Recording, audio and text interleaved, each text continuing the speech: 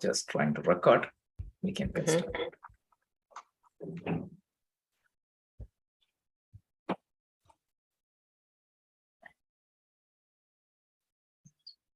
Okay, so we will get started.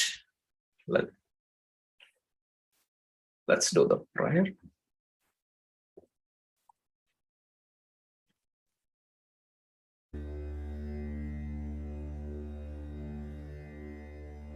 Yogena chittasya padena vacham malam sharirasya cha vaidyakena yopakarot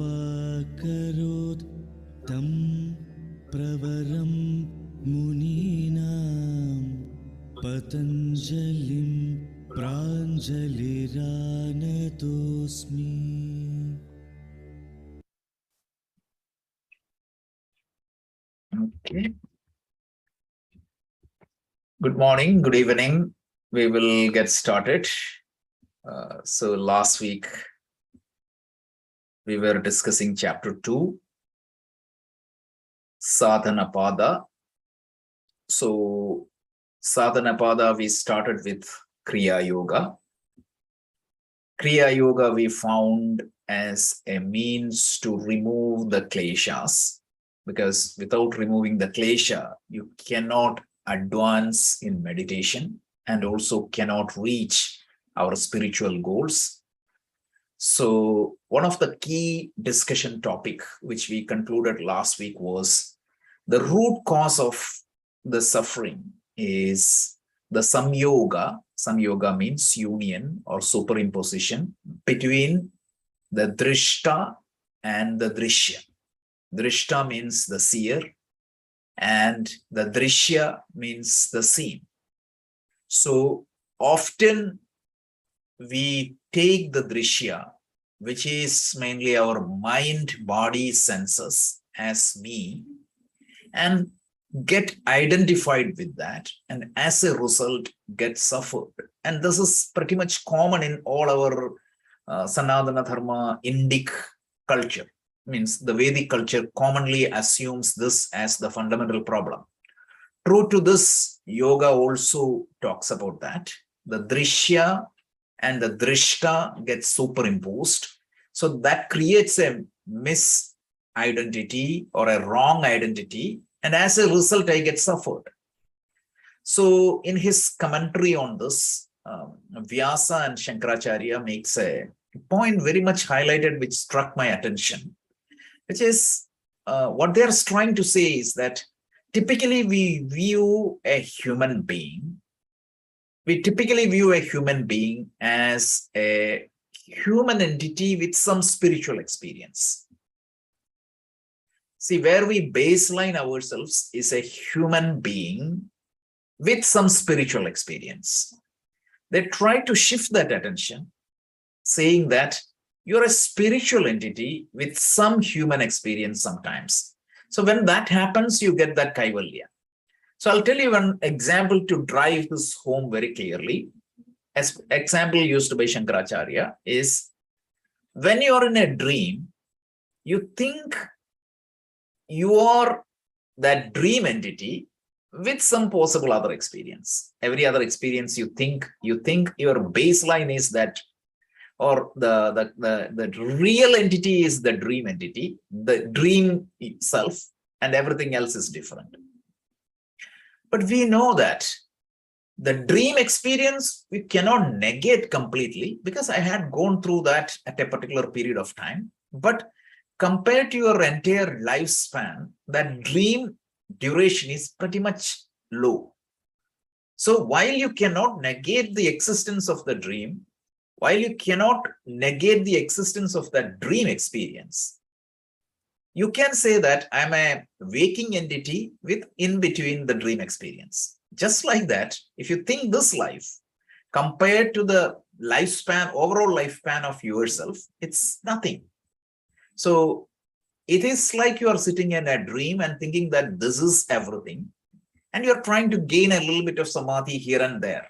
No, That's not the case we need. We need to make sure that we are shifting that identity from being identified with the body and the mind to the Purusha in this particular case. And in the Vedanta, it is Atma. Both are the same.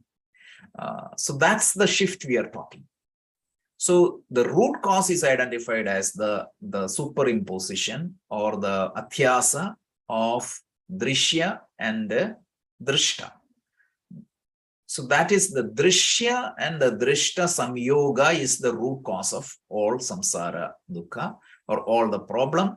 And therefore, the goal of yoga, tells Patanjali, is to disassociate yourself from that identity and get yourself established in that true identity, which is Purusha, and you're interacting with Prakriti. So this is what we saw so far, and we can get to the next verse. Sorry, go to the verse 28. We were, no, 25.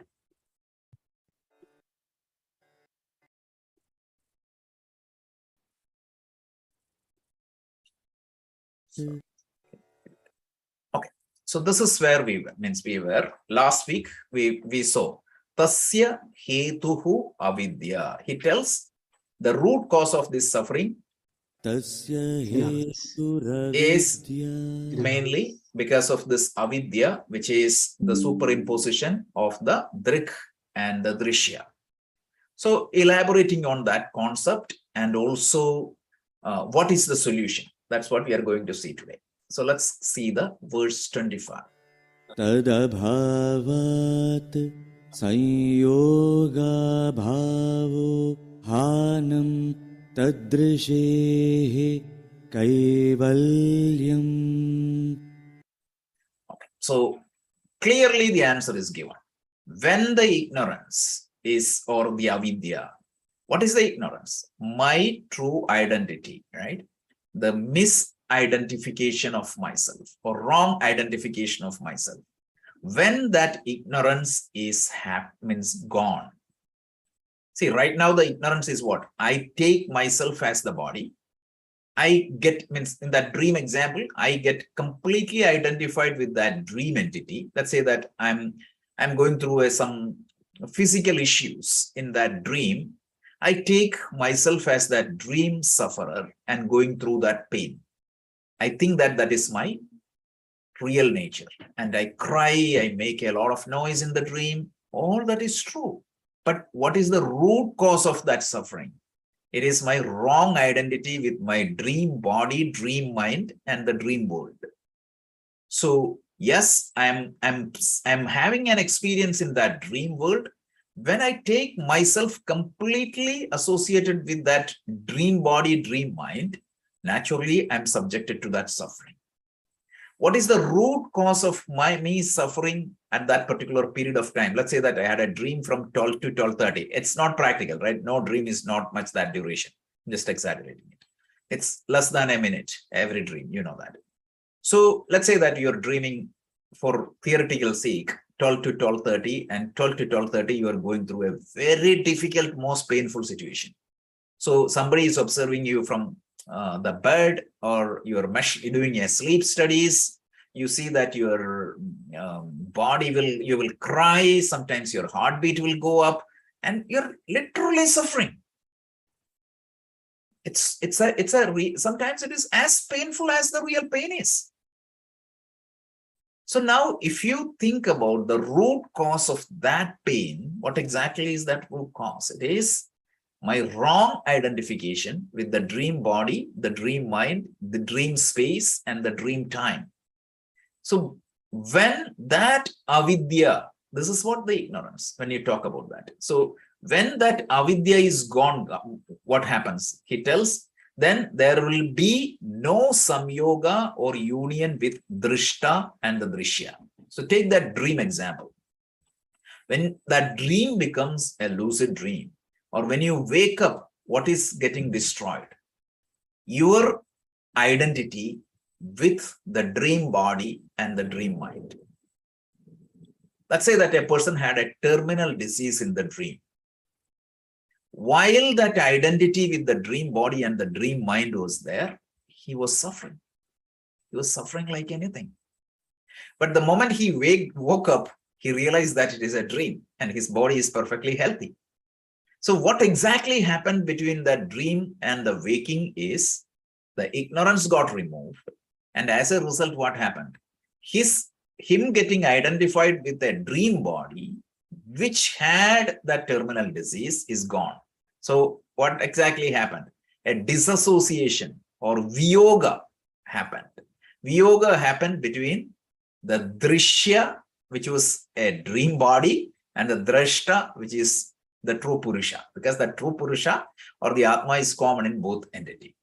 And this itself, Patanjali tells, it is Hanam, or it will remove all the sorrows. It becomes a means for the destruction of the pain. And this state, if you extend this state to the ultimate level, that is what is called as Kaivalya or Moksha or liberation. So Kaivalya or Moksha means the Drishta gets identified with only Purusha. The Drishta comes to know and establish in its true identity. That means he disconnects his identification with anything that is Drishya. So now you say that in the dream world and waking world, what happened? I disassociate myself with the Drishya, which is the dream body and the dream time. But that is not a complete Viyoga. The Viyoga is, I just shifted that identity from the dream body to the waking body. So now what is going to happen? Any potential risk or suffering with that waking body becomes an ultimate source of suffering for me. So Patanjali tells, when you reach that final state, final state, the Purusha gets identified only with Purusha. And that is the time, that is the ultimate, that is the destruction of all the sorrows, all the sufferings. And that state is known as Kaivalya, means Kevalasya Bhava. I'm identifying only with myself. And that is known as Moksha. And that is what is liberation. This is the goal of yoga. So, some academic points. Look at the goal of Vedanta and yoga. Exactly the same. This is the goal of Vedanta. This is the goal of yoga. No difference at all. How you achieve that final state, there is a slight difference. So remember, we were comparing this with the Bhagavad Gita 6th chapter and Yoga Sutra. The Bhagavad Gita 6th chapter, what you say is, you create an Atmakara Vritti, and from there you see yourself. Here you suspend all the thought and you experience that Kevalasya Bhava, and from there it goes. That's the only slight difference in the practice at the final stage. Till then, it's exactly the same. There is no confusion over the vision, views, everything. This is very important to understand, those who are academically interested. And if you really remember, in the Bhagavad Gita class on last Tuesday, we came to know about the 5th definition of yoga. Dukkha Samyoga Viyoga. Yoga is the Samyoga Viyoga. Dukkha Samyoga Viyoga. Look at this verse. It's exactly the same. The Gita definition was, yoga means it is the disassociation of association with sorrows. This is exactly what. Samyoga Abhava. Samyoga Viyoga. This is the definition. So this is another definition of yoga given by Patanjali. This matches exactly with the 5th definition of yoga, which is verse 23 of the 6th chapter. Samyoga Tan Vidya Dukkha Samyoga Viyoga Yoga. This is the Krishna's definition. This is Samyoga Abhava. Same thing. So just understand that. Okay. So let's continue. So just I'm trying to recap this, how to lead to Kaivalya. So a few points. Ignorance or avidya is the cause of the whole samsara dukkha, all the suffering. So the moment you say these samsara dukkha and avidya, etc., don't get abstract. These are real. So the moment you hear this, think about that example of the dream. Somebody has a terminal disease. Think that. That's all. You'll get it. Immediately you'll get it. Then what causes this dukkham is the drashta drishya samyoga, due to wrong information or wrong understanding. So the moment you hear, think about that. The person was suffering in the dream because he was getting identified himself with the dream body and the dream mind. And because the dream body had a terminal disease, he was suffering. So this is what it is. So the reason is drishta drishya samyogaha is the root cause. And when through the right knowledge, when identification is snapped, that is what the viyoga is called. And that is the end of all the dukkha. So this is what Patanjali and Vyasa tells. And if you want to remember, just remember Krishna's definition. Dukkha samyoga viyoga is yoga. And dukkha nivritti, this dukkha nivritti is moksha. Because that's why Krishna used that definition in the Gita, because sometimes what happens is people think that you're creating that contentment, creating that happiness. So the simple way to remember is, what is health? What is the peace of mind? In Sanskrit, what we call it as susti. Susti is the term used. What is susti? Swa means my real or my original. Sti means established. So be in your own original state. What is the original state of your body? Healthy. Disease is intrusion, not the health. So if you go to a doctor, the doctor is not creating you healthy, right? If you go with a disease, the doctor, what he's doing, he's disassociating. Yoga is doing what? The disease. And naturally the body will be healthy. So like that, the body is, so you are already contented, you are already happy. And what yoga does is not creating anything new. In fact, that is why that most powerful definition given by Krishna is very relevant. Viyoga is yoga. Yoga of what? Dukkha. That's it. So this is the essence of this sutra.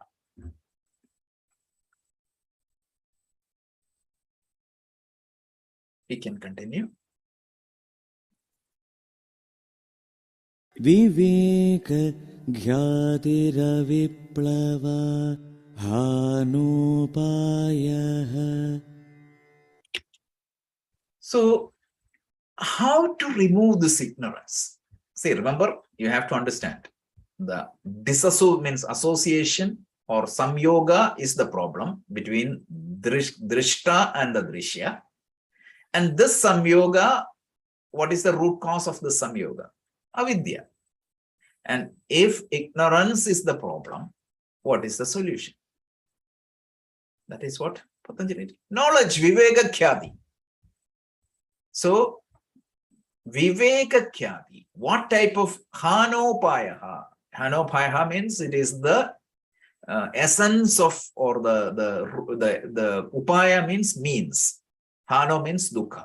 So the means of liberation or means of freedom from all suffering is only viveka.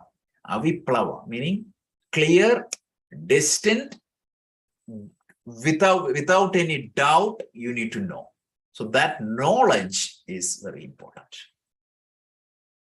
Coming back to Vedanta and yoga, you may differ in the steps, but approach is the same again. You need the knowledge. If avidya is the problem, liberation is viveka. So you can see Patanjali very clearly tells, not the meditation is the means of liberation. The means of liberation is knowledge. Meditation is to reinforce that, to change the habitual understanding or some of the seeing it. But without this knowledge, viveka khyadi, kaivalya is not possible. So I heard some people saying that yoga school doesn't highlight or doesn't talk about the knowledge part, which is wrong. because they didn't Yoga Sutra, they read only summary. So this sutra clearly tells Viveka is the means of liberation. That is very important to keep in mind. Without that knowledge, so you may meditate in the dream, you may make some silence in the dream, and certainly you may feel some calmness, you may feel some divinity, everything in the dream. But the moment you get out of the meditation, that terminal disease issue is still waiting for you. That terminal disease suffering will be solved only when you realize my true identity is beyond this. So no amount of meditation, no amount of sadhana will not give you that liberation. And for that liberation, you need knowledge. And only difference is in the yogic terminologies, we use a different thing, viveka khyati. That's it. Instead of atma jnanam, we use viveka khyati. And viveka khyati will destroy all the avidya and it gives you that liberation. So clear, discriminative, not a negative connotation. Discrimination here means you understand what is right and what is unreal. What is real? Viveka, that is a definition, like Satya and Asitya, or means Sat and Asat. You differentiate what is you and what is not you and establish in that. That's it. So that's very important. Rajesh, what is exactly that Vivekyathi? The Viveka distinction between? Viveka Khyati means it is the knowledge that I am not the body, I am not the mind. So the difference between real and unreal, right? So who are you versus who you are not? So in the dream example, what is the Viveka Khyati? I am not that body. Yeah, this is only a dream. I'm here. I'm using it for while I live in the dream space and dream time. That's it. This is Viveka Khyati. And without that Viveka Khyati, any amount of sadhana will not help you. So now you see some of these yogis, the so-called modern yogi. I read very recently, I read some yogis writing. Modern yogis, not the original yogis. I am in that samadhi and I experience that bliss. This is the language they use, which is wrong. That is fine. I experience that beautiful bliss. And then they say that when I'm out of that samadhi, the experience is like 1,000 scorpions biting me at the very same time. If that is not the purpose, Patanjali is developed yoga, right? So this person, what happens? It's like when you have a drug, the drug gives you that experience. And when you're out of the drug, you have all the sufferings. Okay. Yeah. That's not yoga. So when some teachers talk about these languages, be careful. They don't understand this. And it is so sad that some very well-known teachers are talking these languages. So what exactly is the output of your meditation then? 1,000 scorpions biting you.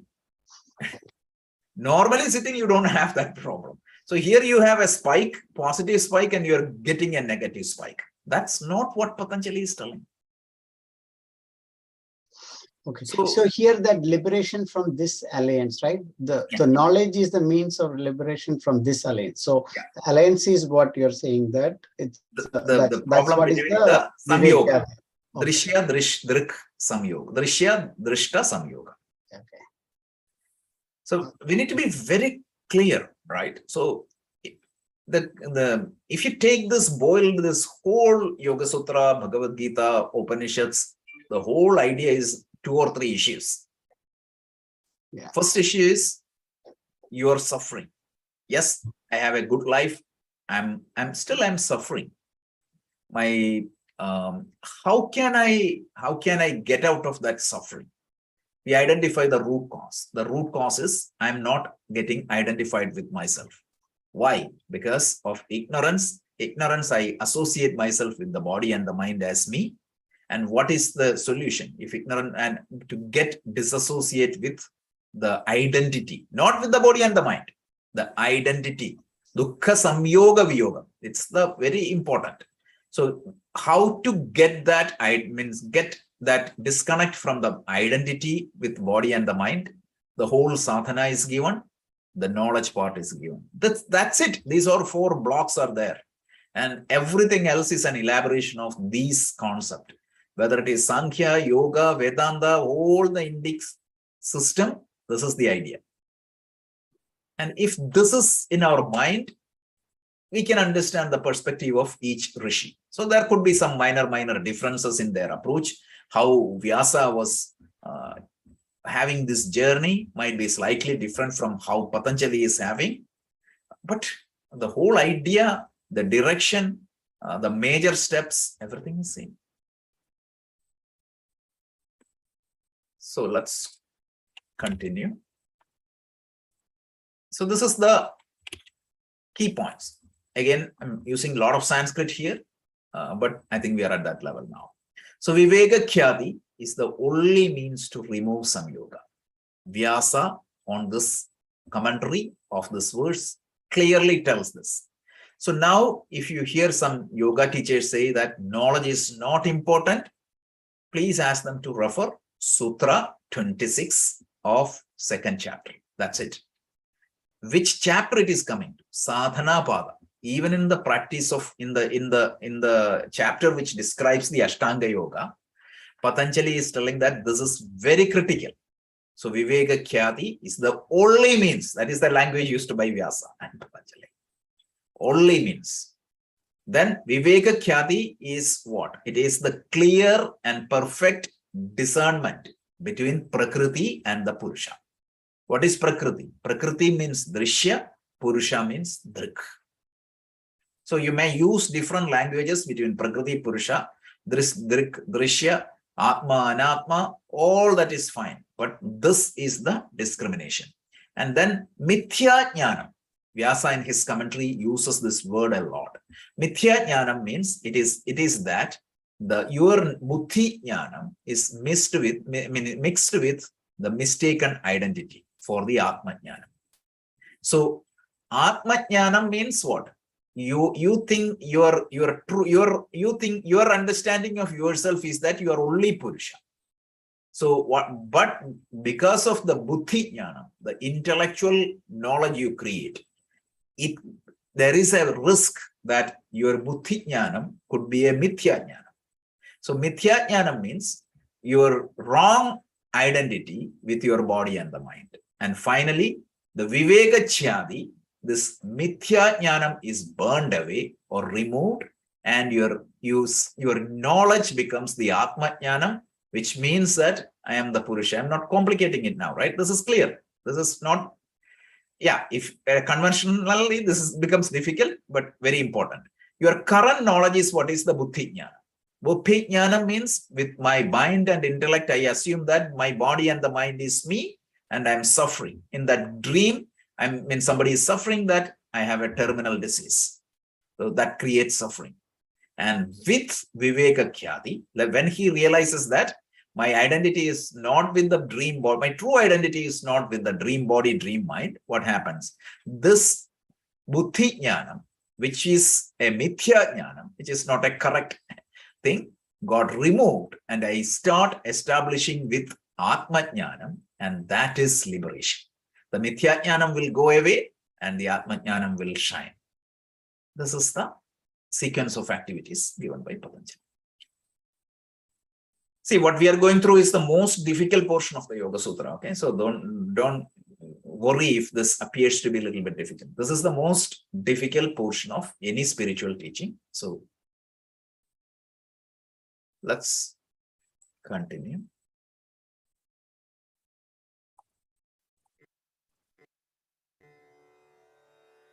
Tasya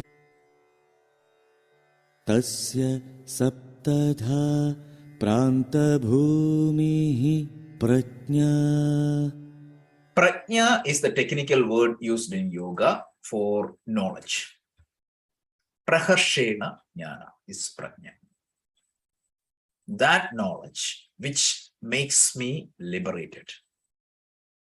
So this prajna, Patanjali tells you reach from your mithya jnana to the atma jnana, which is the highest level, through 7 steps or 7 stages. This is not much important, but Patanjali just say that you reach 7 stages. He didn't enumerate what exactly it is.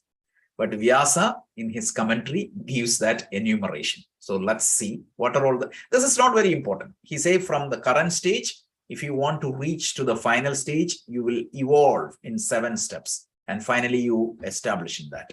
So let's quickly see what exactly is that 7 steps given by Patanjali, Vyasa. Because Patanjali has not given it, we have to see what the commentator has given. Commentator here is Vyasa. So the first thing he said is you will have a clear understanding of the karmas or your, what happens? Sometimes you will have a strong likes and dislikes. And most of the times I deviate from the path of dharma, or I deviate from the path of what needs to be done because of some strong habit. The first sense of knowledge you will have is these are all the actions which I'm doing without knowing myself. So that is the first stage. And then he tells what happens. The root cause of that problems will be removed. So the first thing is you identify, okay, I do have a strong attachment towards or a binding attachment for money. So when I deals with money, what happens? I cut corners. So that I understand. Second thing is what happens. You with the practice, you see that strong push and pull in your personality get reduced. How? By practicing Kriya Yoga. By practicing this yoga, what happens? The second stage, you see that earlier, first thing is that you recognize, okay, I do have this strong push and pull towards objects driven by my karma. Second thing is that you see that, okay, this push and pull on karma get gradually reduced. And then on the third stage, right, he tells the Niruddha state or Nirodha state, you are able to get the wisdom or the deep absorption. That is the third stage. Third stage means the first one and two is mainly talk about the Chitta Shuddhi in the Bhagavad Gita. And then the third one is, it talks about that Chitta Sthiti. You are able to get absorbed into the object of meditation for some time. Eventually, that is going to give you the Chitta Sthiti. And then the fourth one is the knowledge. When you get more knowledge, you realize that, okay, that means once you know the self or the Purusha, still it is not established. You know, you got a glimpse of Purusha through the Chitta Vritti Nirodha, because mind you, in yoga, Patanjali, how he tells is you gain the knowledge, and when you gain the knowledge, you get your mind into the Nirodha state. Nirodha state means you suspend the whole mind, then you will have a face-to-face encounter with Purusha. So you see that at least in the Samadhi, you realizes that there is nothing more I need to be gained with the Chitta Vritti Nirodha and with the knowledge. So then what happens? The yogi reaches the Purushottama state. That is the term used because he transcends the effect of Chitta Vritti. So what happens? Chitta Vrittis will change in me. Like after the Samadhi, what happens? When I see a painful experience, that thought will come into me, but that thought will not come and bite me. I see them as separate. I deal with it, but it will not take me. To be very specific, what Vyasa is telling is, it will not take me to the unintended Chitta Bhumi. So just think about this, right? As long as you keep your mind in Ekagra and Nirodha, you should be good. But usually the Chitta Vritti can take me to the Chitta and Vikshipta and even Mudha. So at this stage, when your mind is purified, when you have sufficient control over the mental activities, and when you are occupied with the knowledge, what is going to happen? These changes will not take me to the unwanted chitta bhumi. So that is state is known as Purushottama state. These are all some names given. Don't worry about this. And then what is going to happen? I see the gunas absorbed by the prakriti, right? So I see there are changing situation of the body. I see the changing situation of the mind. I see the changing situation of the external world, everything. And I see that this is all belongs to Prakriti, not to the Purusha. The final state, Vyasa call it as Brahmi state, which is pretty much similar to the Vedanta name. He tells in that Brahmi state what is going to happen. All the differences are wiped out and you see and establish in your true Purusha, and you will be completely in that Nirodha state, and thereafterward you will not suffer. Again, it doesn't matter whether it is one stage or binary or 7 stage. He's just saying that the gradual progression. So don't worry about these details. Let's quickly try to recap.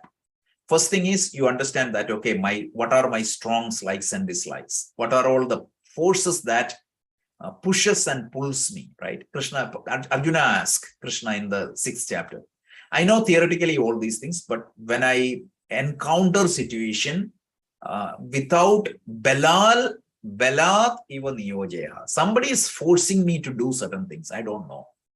So in the first stage, I will know what exactly is forcing me. What are all my vulnerability? For some people, it is family. For some people, it is lust. Some people, it is money. Some people, it is, there are different things that can bind us and attract us. So we understand that. And when you practice Kriya Yoga, you see that the push and pull is still there, but it gradually decreases. The third one is the meditation. You see that you are improving. You are able to absorb in Samadhi. Earlier, you are in Dharana state. From Dharana, you will move to Dhyana. And finally, you will see that, okay, Samprajnata Samadhi, I can get absorbed in that for a few states. And then what happens? The knowledge is going to reflect a little bit more because at the Samadhi state. So that is why the Viveka Khyati starts coming. And then you get into the Purushottama state where you can see the Chittavritti completely outside of yourself.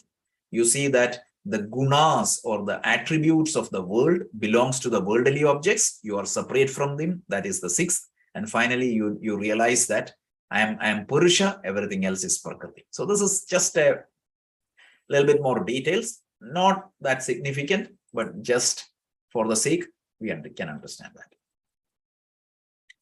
So let's go to the next one.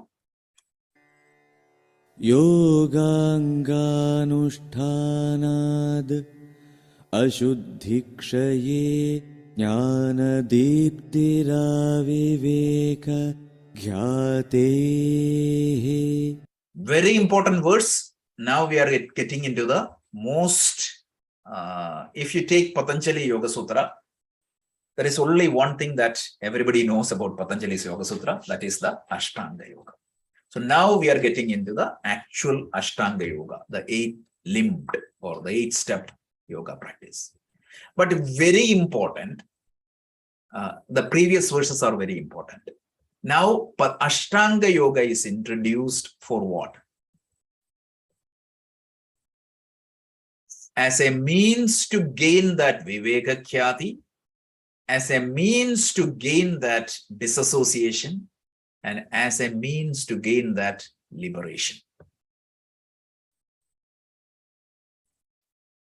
Underline. So you see yoga studios with Ashtanga Yoga and only focusing on the asana, which is not what the Patanjali said.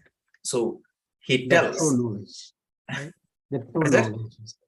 It is for the knowledge. So let's understand this verse that tells you, means I don't have to enumerate the verse, the sutra itself tells the message very clearly. He tells yoga anga anushtana. So when you practice this yoga anga or the yoga's limb, when you practice these 8 angas of the yoga or the limbs, when you practice, right, anushtana. Anushtana means you're practicing it. What happens? Ashuddhi. Ashuddhi means the impurities will be removed. Ashuddhi chaye. So all these mental impurities will go then what happens? Jnana Deeptir, right? So Jnana Deeptir, so you get the knowledge. The knowledge becomes Deepti. Deepti means bright. So the knowledge becomes clearer and clearer and clearer to you. The knowledge is always there, but because of this Chitta Shuddhi and the Chitta Ashuddhi and the Chitta Asthiti, it was not clearer to you. Remember the Bhagavad Gita, we use that same example of Shankaracharya. What is that? The moonlight becomes clearer, clearer, clearer when the sunlight goes down, down, down. The ticking of the clock becomes louder, louder, louder as the night approaches. Why? Because the other noises are getting reduced. That's exactly the idea. So the Ashuddhi is removed. The mental turbulence is removed. Jnana Deepti. Then he tells Viveka Khyati, which ultimately culminates in, see, initially you get little bit knowledge, and finally it culminates in the Viveka Khyati. So what is the destination of the Ashtanga Yoga? Why I practice for the Viveka Khyati? And why do I need the Viveka Khyati? For the liberation. This is the purpose. So this is very important verse. So let's listen to the verse one more time. It is Yoganganushthanad Ashuddhikshaye Jnanadiptiraviveka Ghyate. Jnana Deepti will come and Viveka Khyati will come eventually. It will lead me to Viveka Khyati. So this Ashtanga Yoga, very important. This is important. Why I do Ashtanga Yoga. So in the next verse, he just enumerates what exactly is the limbs of the yoga. This verse he told only the limbs of the yoga. So please remember this verse if possible, because why we do the Ashtanga Yoga.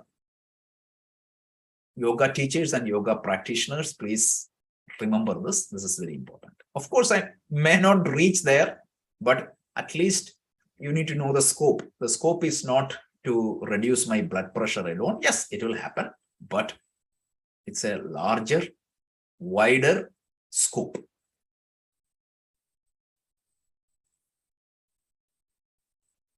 So one more verse we'll see. So this is it leads to the purification of the mind. The mind's purification leads to better understanding, and you will understand the Purusha Tattva. This is the Yoga Pyasa's characteristics. Yama niyamasana pranayama pratyahara dharana dhyana samadhayah ashtavangani. Very clear, right? This is the verse which sums up the Ashtanga Yoga. Verse 29 of second chapter. Oh, I didn't copy the English translation. Sorry about that. Yama, Niyama, Asana, Pranayama, Pratyahara, Dharana, Dhyana, Samadhayor, Ashtanga Yogani. That's very simple. Ashtanga Yogani, the 8 limbs of yoga are namely Yama, Niyama, Asana, Pratyahara, Pranayama, Pratyahara, Dharana, Dhyana, and Samadhi. Every yoga students, please remember this one sutra. Yama, Niyama, Asana, Pranayama, Pratyahara, Dharana, Dhyana, Samadhi is Ashtanga Yoga. These are the 8 limbs of the yoga. Very famous verse, and this is the reference. Second chapter, verse 29. Now what we are going to do is This is the style of Patanjali, right? So you see, right?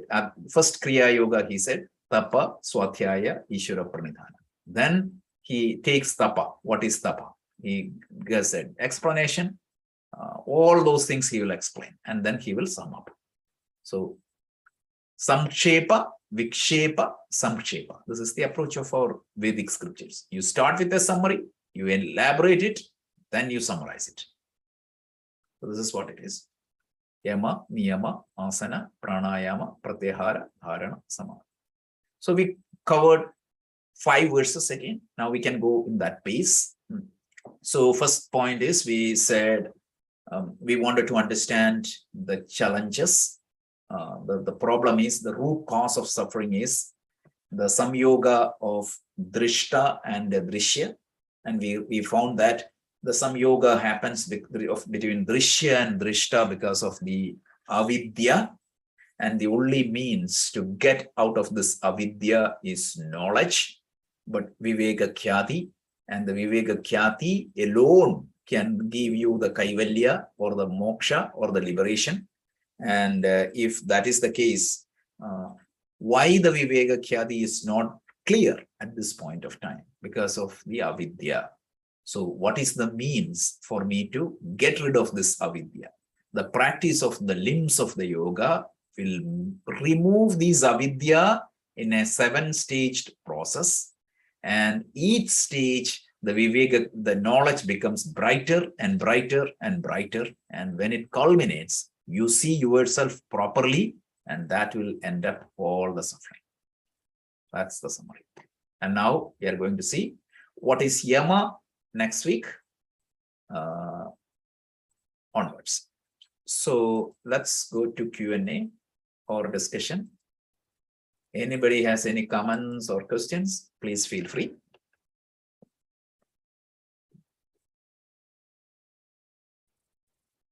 So you all have been doing yoga for a long time now. So these verses are important. This is where the real yoga is explained.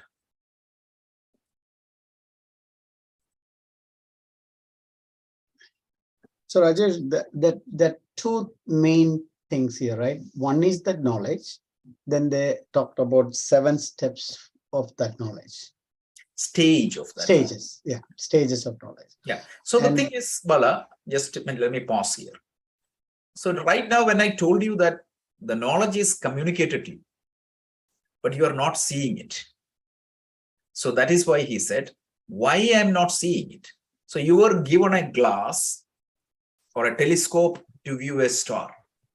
But what happens? On the top of the telescope, there is a lot of dust. So now the problem is, even though you have the telescope, even though you know that there is a star in the distant sky, I am not seeing it. So what I need to know, what I need to do to see that star, I need to slowly wipe out that dust and look at the star properly. So I need to have a set of practice for clearing my mind, chitta shuddhi. And Patanjali tells the Ashtanga Yoga is going to give you the chitta shuddhi. And when you have that chitta shuddhi, when you have that knowledge, what happens? Initially, you do one wipe, you see a little bit of the star. When you do a little bit more wipe, you see a little bit more star. And finally, when that glass is completely clean, you can see the star very clearly. This is what it is. Okay, so that is 7 steps, 7 stages, and then the connects with the Ashtanga Yoga. Ashtanga Yoga will give you that experience one by one. Okay. So initially, you will see that, okay, once you start Ashtanga Yoga, the first benefit you get is you start a little bit more mindful. Chitta. Oh, yeah. And then what happens? You see that, okay, the pressure on me starts reducing. So these are all the 7 stages. Don't worry about that 7 stages. If you look at another scripture, they will say 15 stages. Another book will say 3 stages. It doesn't matter. Okay. The thing is that you see clarity and you see things properly. This is Ashtanga Yoga. Okay. Just on, so basically, Rajesh, you said, of course, you mentioned like the 7 steps is not important, but I think in the context of since we are also used to gauge our progress quantitatively, right? Like where I stand, probably in Exactly. that context, like, it would help us It to is. self-evaluation. Yeah. Just it will help us to. It will help you. So, for example, the milestones, right? So the milestones are not by itself important, but it will help you to see that I'm on the right track. Yeah. I'm going to the destination. One question I have is, Rajesh, that knowledge, right? Like it should be black and white, right? It's not gray. Like the nitya and nitya discrimination. It's once we identify, it's like crystal clear. Yeah. So where is that? Keep practicing so it becomes more clear. Kind of comes in picture. Yeah. It's a cognitive change that needs to happen. Let's say that I also had this same question. So imagine that in the dream, somebody comes and tells you that, don't worry, this is only a dream.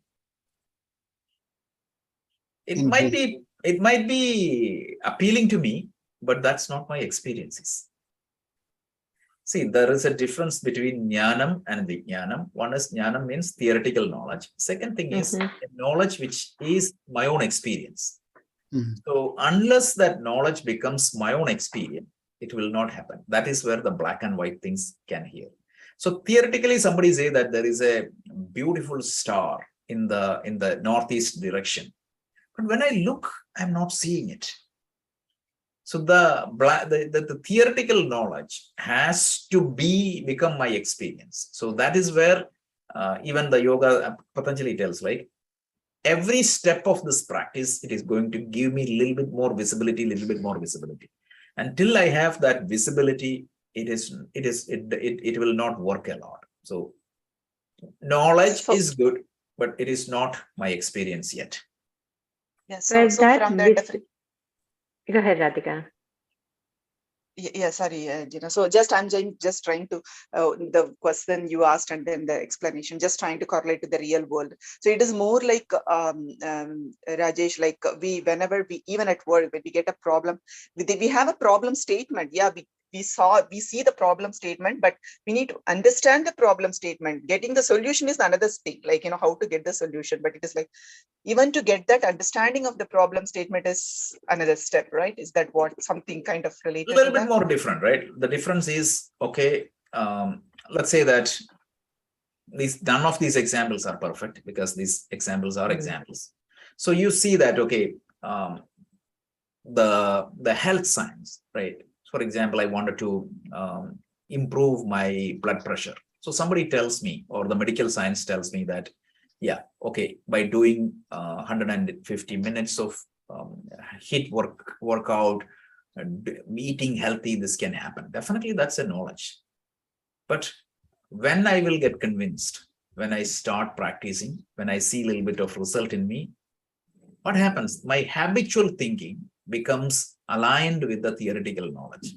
Till then, it's only a piece of knowledge, because there is a difference between there is a piece of knowledge and what the real experience is.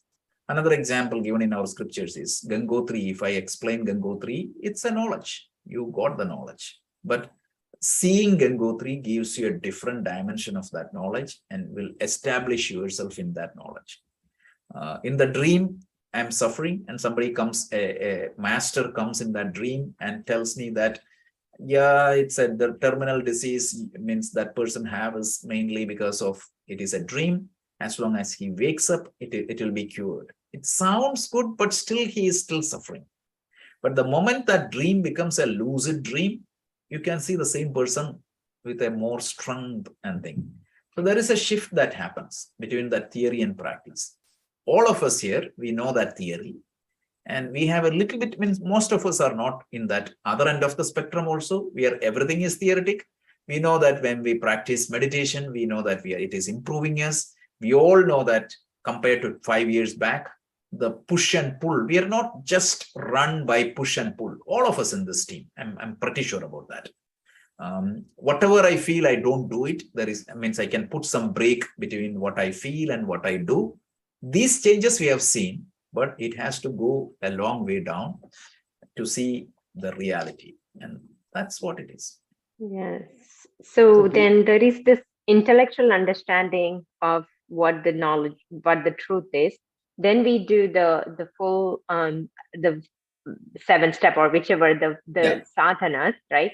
And then at some point you have actually the experience of that knowledge, and from that point it has to be black and white. Yeah, that time is the black and white. That okay, got it. See, it becomes black and white.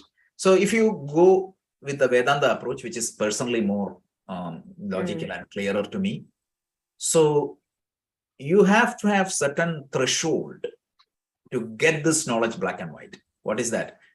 Chitta Shuddhi and the Chitta Sthiti. Same thing here. So otherwise, means that's why I use that telescope example with Bala.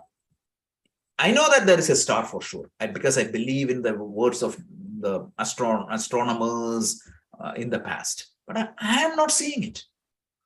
I know that this telescope is capable of giving me that. But unless that glass is pure and clean, it will not work. So the mind has to, because the karma yoga is so important, it gives me that purity of the mind.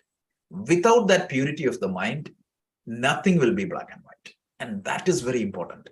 And that is why everything in Bhagavad Gita, Krishna comes back to karma yoga. That's the starting point. Proper work. And here it is Kriya Yoga and Ashtanga Yoga. That's all. It doesn't matter whether you call it as Karma Yoga or Kriya Yoga or Ashtanga Yoga, but it is that sadhana. But the question is the sadhana created the star there? No. Is the sadhana, what is the role of the sadhana? It enables me to see the star. So the meditation or the prayer, it never created the Atma, it never created joy. It just helped me to make that knowledge black and white. Yeah. Got it. So if I could slightly change that to help with my understanding, it's that I know that there is star. That's the intellectual understanding at the beginning. And I can see because it's really dirty glass. So I'm cleaning, but I'm not seeing the star, but my belief is now strengthening as I clean more. But at one day I'm going to see the star, and that's it. Like, that's it. One time. That's it. It's like a treasure hunt. You know that treasure is there. This is the map. And if you follow, means the more you go, your confidence will be high. And eventually you'll see it. You'll have a face-to-face encounter. And one fine day, I will see it. And what is in front of us is the testimony and the experience of not just one person, a population of people. So they all went through this path. Shrinanti Vrishwa Amritasya Putra, that the famous verse in the Upanishad. I have seen it. And you can also see that. That is the word he used. This is not that you follow me blindly or else you won't see it. No, I'm telling you the path. By following it, you'll see it. That's what it is. So at this point, reinforcing is important, right? Reinforcing is important. And please, one thing all the spiritual enthusiast or the Vedantist does is they focus only on the Shravanam, Mananam, Nidithyasana. It will make them master of the book. It's like physics. When I study, what exactly I'm studying? I'm studying physics. What I'm gaining is knowledge about physics. So like that, there are hundreds of people who can talk about Vedanta. But if that Karma Yoga, Upasana Yoga is not done, it becomes a theoretical knowledge. Remember the famous example, one lady comes to Swami Chinmayananda in California. She said, I have gone through the Gita 18 times, nothing happened. So his response was so quick. He said, has Gita gone through you at least once? So that's very important. And for that, if Gita needs to go through us, you have to have that two condition Krishna always highlight, Chitta Shuddhi, Chitta Sthiti. And forget about the spiritual practice. If you want, it means Bertrand Russell. He was such a great person. He was not at all a spiritual person at all, but we all regard him as one of the best human beings lived in the planet Earth, right? So he had purity in his action. he had a great mind, compassionate mind. So even if you don't believe in God, you don't believe in the existence of anything higher, this practice, karma yoga, upasana yoga, ability to have a noble mind, strong mind, following the dharma. Second thing is that a mind which is completely in your control, this is a must-have prerequisite, not just for that's you see in the Bhagavad Gita. Krishna said, what I'm trying to do is I'm going to make you fit to pursue anything in your life. What exactly is you pursue, it's your choice. You need to have the skills and the resources to pursue any goal. That is Chitta Shuddhi and Chitta Sthiti. Whether you want to work in Wall Street, whether you want to work as a software engineer, or whether you want to be a mumukshu who wants to practice the spiritual path. And typically, what is the conventional understanding? A person is not good for nothing, like he will be sent to ashram. That was the conventional way. Not at all. Only a sharp intellect with strong mind, such people can approach spirituality. This is not the path of weak. This is only people with enormous strength can practice it. And this is what is spirituality. Not conventionally what people think is spirituality means if I have a struggle, I will do some X, Y, and Z, I'll feel better for that time. And then it's like that scorpion example we said earlier. Okay, so if anything, if not everything, if we are good, we can close now. So from next week, we will start with the Ashtanga Yoga. Any questions, please post. Bala, you have one more question? No, I'm good. Understood. Good. Okay, so thank you.